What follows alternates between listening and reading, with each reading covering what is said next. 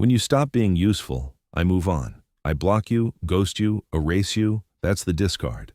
You'll beg for answers, but I'm already with someone new. Here's why I never look back. Not even for a brief fleeting moment of reflection or the kind of soft nostalgia that usually warms a human heart. I was sitting there, motionless, watching the gray steam rise in erratic curls off my coffee in that quiet, dusty cafe we used to frequent every single Sunday morning. I remember the scratched wooden tables, the lingering scent of burnt beans, and the way the floorboards creaked in that specific, rhythmic way when the waiter walked by in his heavy, scuffed boots. And in that stillness, I realized with a terrifying, crystalline clarity that I didn't care if you were breathing or not. It wasn't an act of hatred. Hatred is heavy. It takes focus, energy, and a pulse.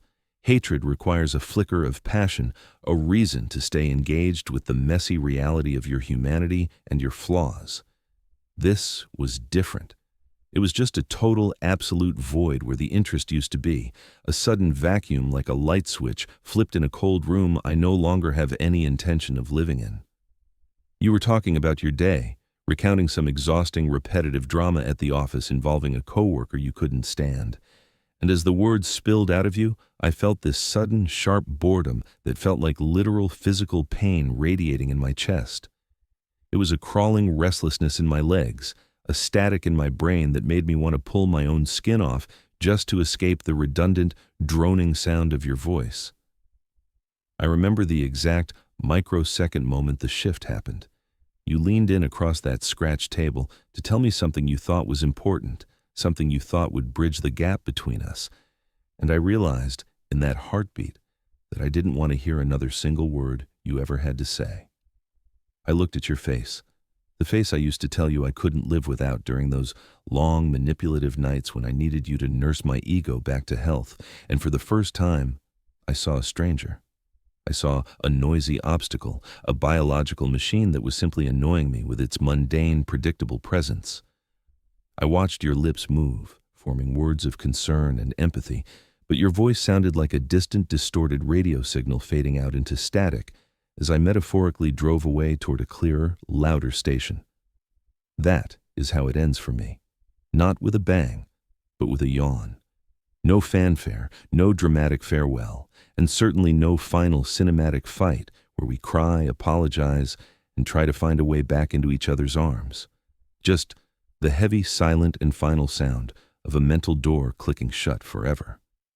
I chose to leave before you could even finish your sentence, leaving the check unpaid on the table as a final mark of my indifference, leaving your dignity abandoned in the chair. I walked out into the blinding, uncaring sunlight without a single glance at the rearview mirror, my mind already racing, already thinking about the fresh thrill and the fresh supplies the next person would bring to my harbor. To me, you are a ghost now, not the kind that haunts, but the kind that is simply gone, a shadow in a room I've already moved out of and forgotten to lock.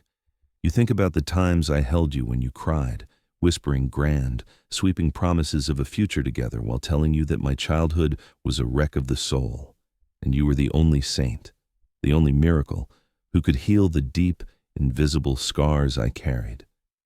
I remember those moments too, but not the way you do with your soft, nostalgic heart. I remember the chemical high I got from seeing your pupils dilate with genuine sympathy and maternal care. That predictable spark of saving someone that kept you hooked, compliant, and eager to please me at any cost to your own sanity. I remember the rush of pure, unadulterated power when I realized I could say 3 calculated words about my father or my cold mother, and have you doing my laundry, paying my monthly bills, taking the blame for my erratic outbursts, and apologizing for things you didn't even do just to keep me from spiraling into a fake theatrical depression. Every tear you wiped away from me was another layer of control I had over you. Every sacrifice you made was a brick in the wall I was building around you. I wasn't vulnerable in those moments. I was weaponizing my history, polishing my trauma like a blade to see how much labor I could get for free from your bleeding heart. I called it love because that's the currency you accept, the only language you speak fluently, the shiny gold lure that brings you into the trap. But I was just looking for a payout of pure attention. You were my favorite slot machine in the casino of my life. I'd pull the lever of your guilt, tell a rehearsed, sad story about how unloved and misunderstood I was by the rest of the cruel world, and watch the validation and unpaid labor pour out into my lap like heavy silver coins. Every time you reassured me, I felt a surge of dominance. Every time you sacrificed your plans for mine, I felt the high of being the center of the universe. I remember watching you cancel plans with your friends because I told you I felt off, and the satisfaction of knowing I came first was better than any drug. But eventually, every machine stops giving the jackpot. You started asking for change, for reciprocity, for a witness to your own growing pain and exhaustion. You started wanting consistency, basic human respect, and a partner who actually showed up emotionally when the lights were off. You started acting like a real human being with healthy boundaries instead of a hollow delivery vessel for my inflated, fragile ego. And that is when I decided the machine was broken beyond repair and was no longer worth the emotional effort to fix.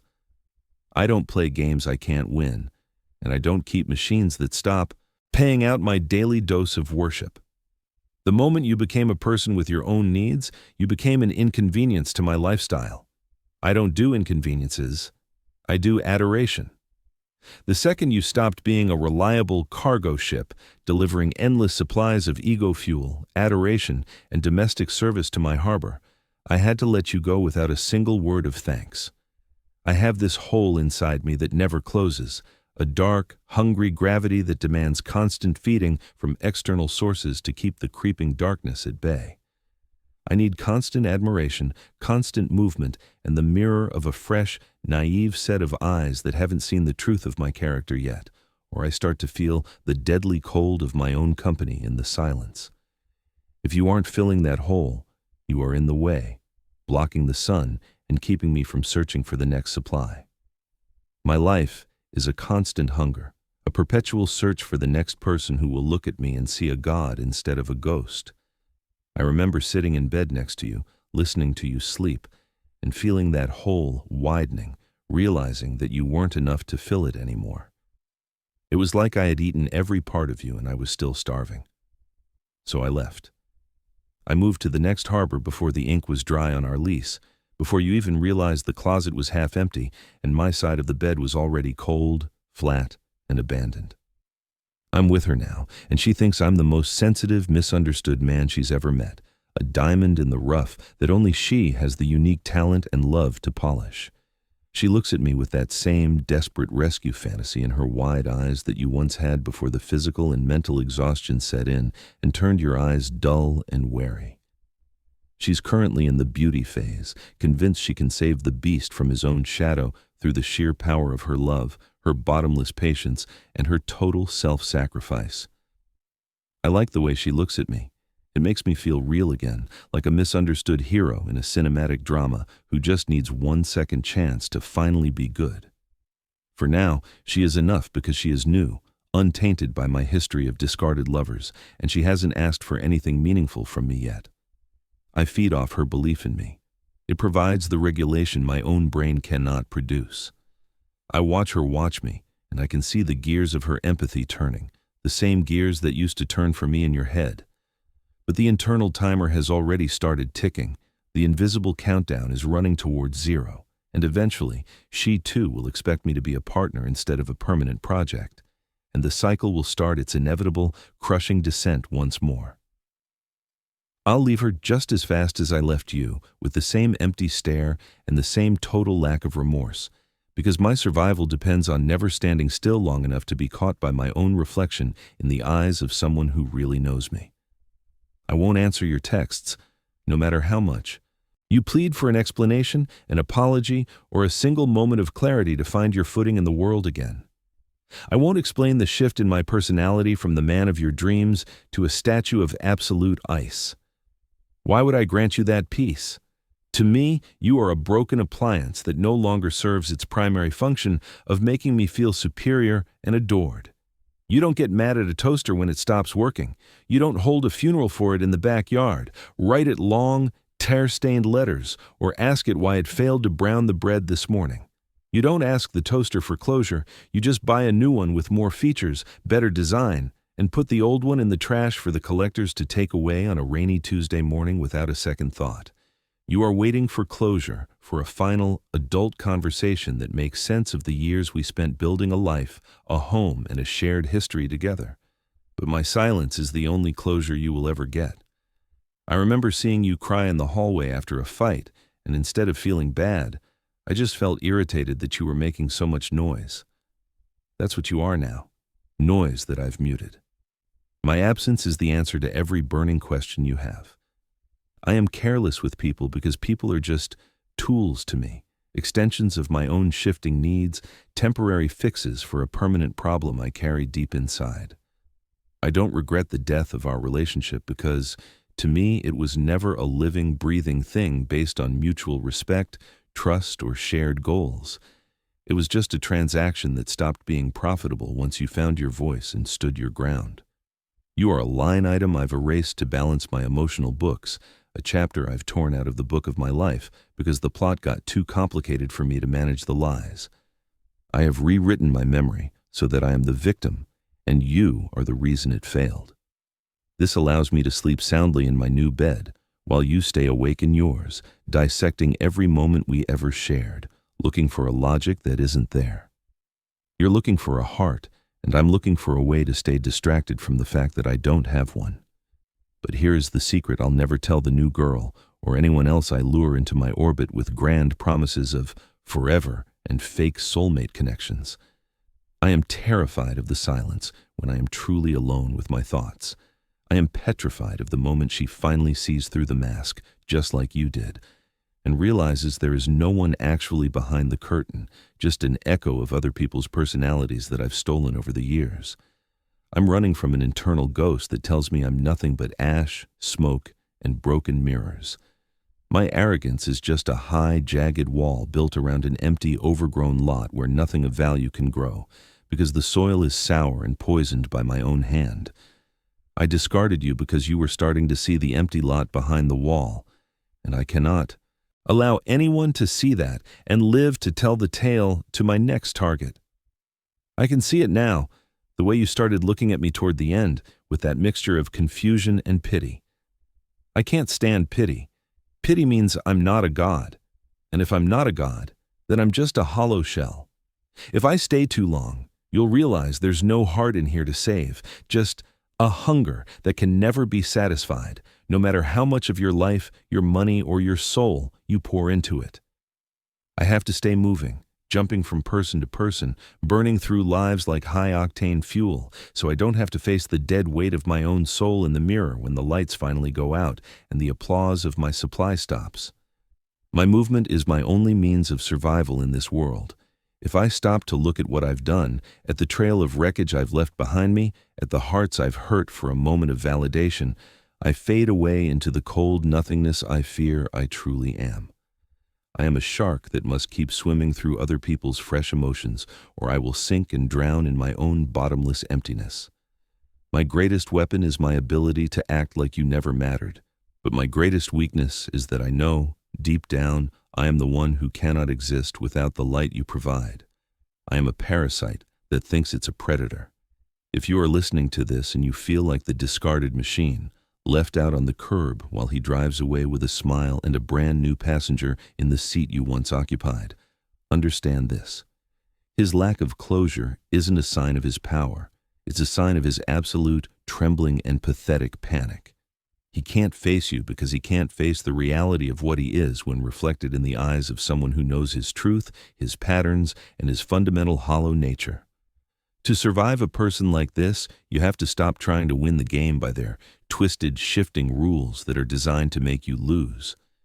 The only way to win is to stop playing entirely, to walk off the field, change your number, and keep walking toward the sun without looking back at the smoking wreckage of the relationship. Don't look for his approval to move on. He will never give it. His power relies on you waiting for him. You have to realize that you were never the problem, never the reason the machine broke, and never responsible for filling his internal infinite void. You were just the high-quality, high-octane fuel for a machine that was built only to consume everything in its path. and he's a fire that burns through everything it touches until there is nothing left but cold soot, gray ash, and the silence of regret. He is the one who is truly losing, because he will spend his entire life running away from the one person he can never escape: himself. He is a ghost haunting his own life, a permanent nomad of the heart, while you are a living, breathing person capable of real, messy, beautiful, and lasting connection that has actual substance. Your capacity to feel is your greatest strength, not your weakness, even if it hurts right now. Every tear you shed is proof that you have a heart he will never have. You have the ability to love, which means you have the ability to heal. He has neither.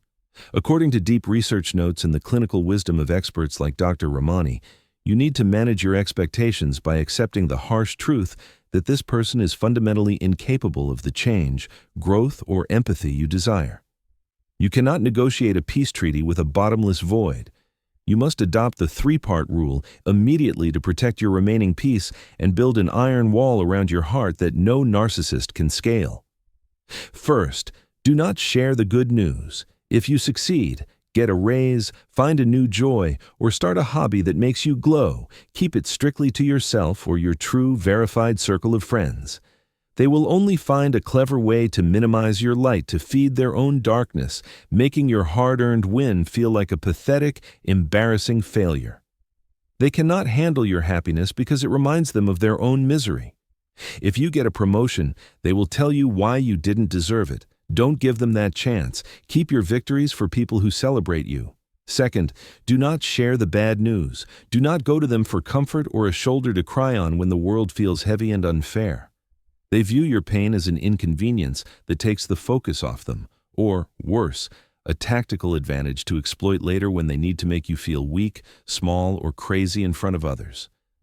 If a car tire is pierced by a nail, tell them only the cold, factual, and brief information. The tire is broken. The cost is $200. Do not look for a hug, and "I'm sorry," or a moment of shared frustration at the situation. You won't find one, and the resulting disappointment will only cut you deeper than the original nail ever could. Your pain is food to them. Starve them. Third, focus only on the indifferent news. Talk about the neutral weather. Talk about the rising price of organic eggs. Talk about the heavy traffic on the highway at rush hour. This keeps you safe and incredibly boring to them, stripping you of your value as a source of supply. It keeps the surface level calm while you build your exit strategy or your internal emotional fortress. It keeps you invisible to their predatory radar until you are finally gone for good, leaving them with nothing but their own hollow echo. Be the most boring person in their world, and they will go looking for someone more interesting to consume. You deserve a mirror that reflects the truth of your immense inherent worth, not a void that swallows your light without a trace or a simple, genuine thank you. Stop putting your valuable emotional coins into a broken machine that only takes and never gives back a single thing. Save your gold for someone who knows its value and can trade in genuine care, loyalty, and empathy. Your energy is a limited resource. Stop wasting it on someone who views you as a commodity. You are the architect of your own life, and it's time to stop letting a ghost haunt the blueprints. You aren't alone in this experience, and you aren't crazy for feeling the painful whiplash of their sudden, icy departure. You are just learning the hidden rules of a game you never asked to play and never signed up for in the first place. Stay strong. Keep your boundaries high like iron gates that don't rust over time, and remember that your cold indifference is the one thing they cannot survive. When you no longer care enough to even be angry at them, that is when you have truly won the war of the soul. You've got this, and you are far stronger than you know right now. We're in this together, standing in the sunlight of truth and moving toward the light of recovery.